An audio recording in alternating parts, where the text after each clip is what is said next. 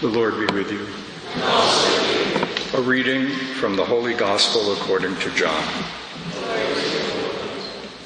May the Spirit of the risen Christ be in our minds and in our hearts, that the wisdom of the gospel may penetrate the depths of our life. Jesus said to his disciples, "As the Father loves me, so I also love you. Remain in my love. If you keep my commandments, you will remain in my love, just as I have kept my Father's commandments and remain in his love. I have told you this so that my joy may be in you and your joy might be complete. This is my commandment.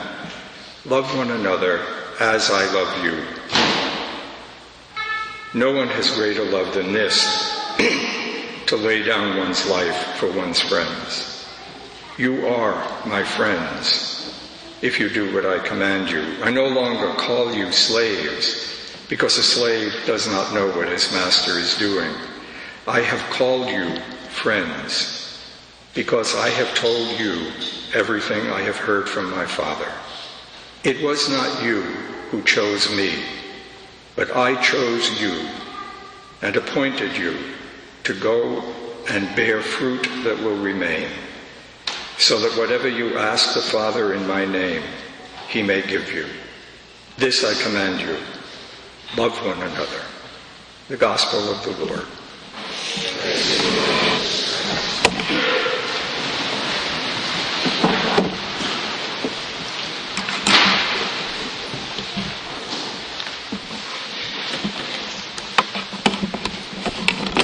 I mentioned a couple of times the prescription, the suggestion that's made whenever you try to pray with the scriptures through Lectio Divina, or whenever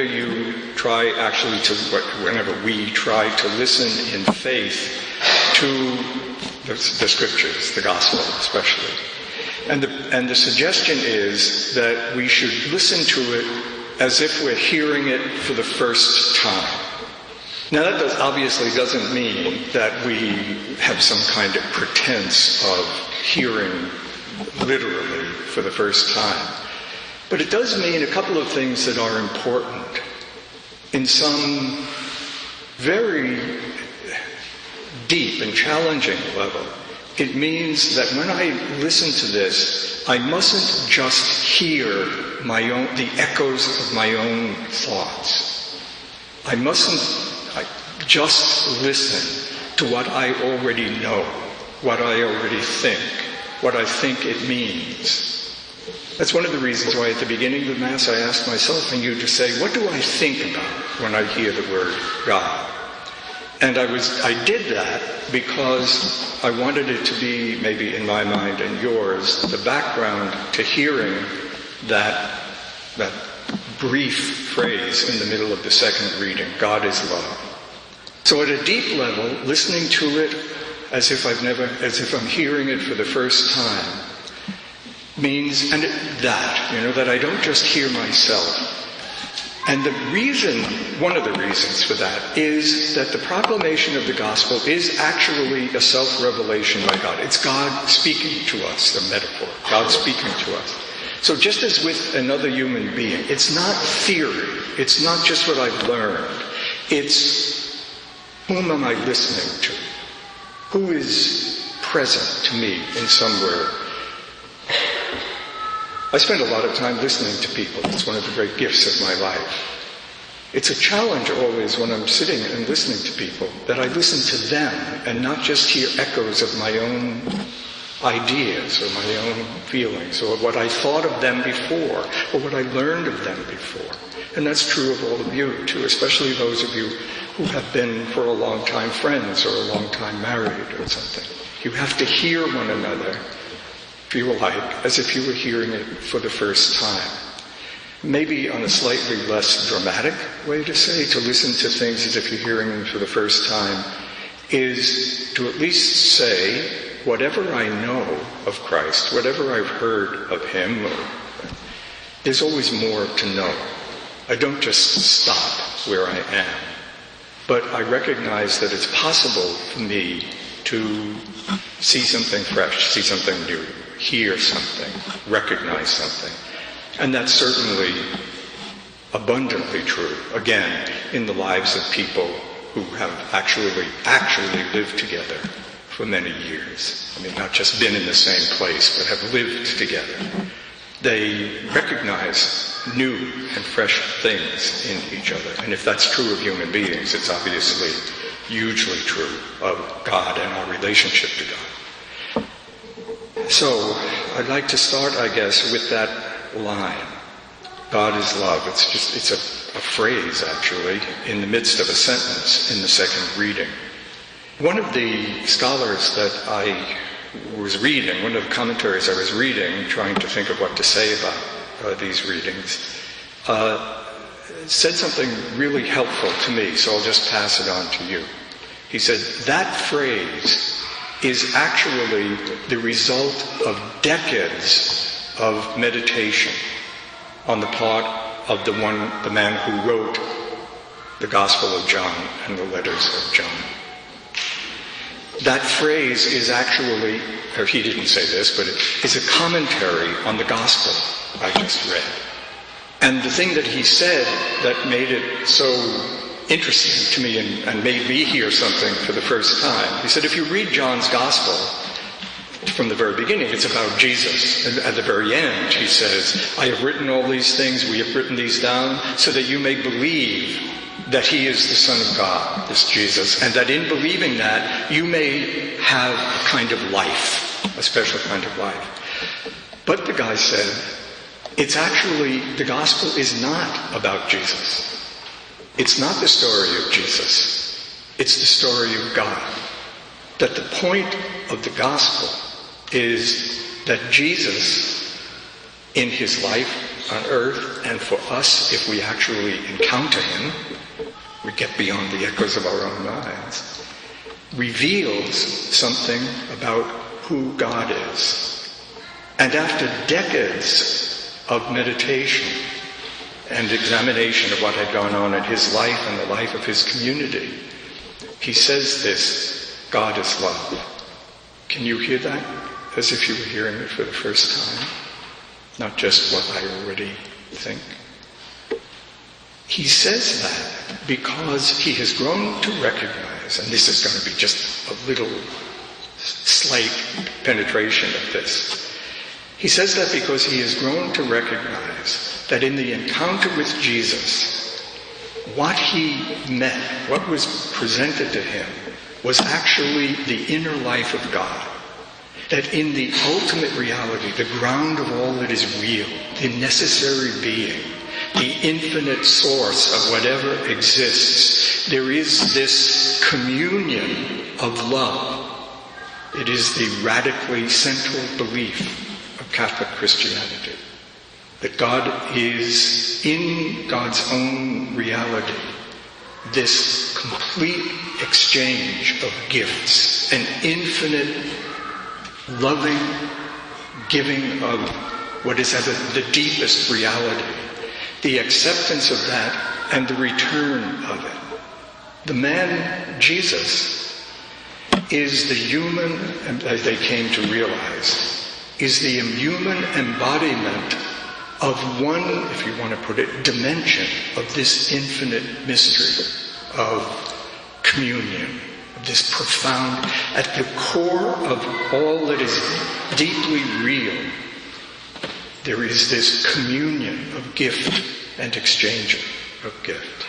Jesus revealed in his life, and reveals in our ability to encounter him in each other, in the sacraments, in the mystery of our own prayer, if you would. He reveals that his coming was, as the phrase is, sent by the Father. That is to say, it's an expression in human time of this gift of the Father. God so loved the world that he sent his Son. The sending of the Son is the revelation of who God is, of what God is. God is love, this infinite communion. And he sent his Son, that is to say, he expressed himself in the world as he expresses himself in the beauty of the world and the power of the world and the history of the world. He expresses himself, his deepest inner reality, so that he can create in us the ability to enter that communion. God so loved the world that he sent his Son so that we may love the Father with the same love. Love as I have loved you. There's another, so that's one part. There's another expression in the second reading that I just like to think about for a minute. Whoever is without love does not know God. That's the expression that comes just before, for God is love. Does not know God in the sense that I do not, if I'm without love, I don't have a personal grasp of this. I don't know him for myself. I may know about him. I may know what other people know. I may think about him, but I may hear him even in some ways, but I won't hear him. If I am without love, I'm not in touch with God. Now usually, I think most of the time I've listened to that, what I've heard is, Smith, you better start loving people so that you can know God. But yesterday I had an experience which made me hear this in a completely different way. And that is, to be without love may not be your doing. You may be, how do I want to say this? You may be the victim of the lack of love. You may be without love in your life and therefore not know God personally because you have not been loved in some way.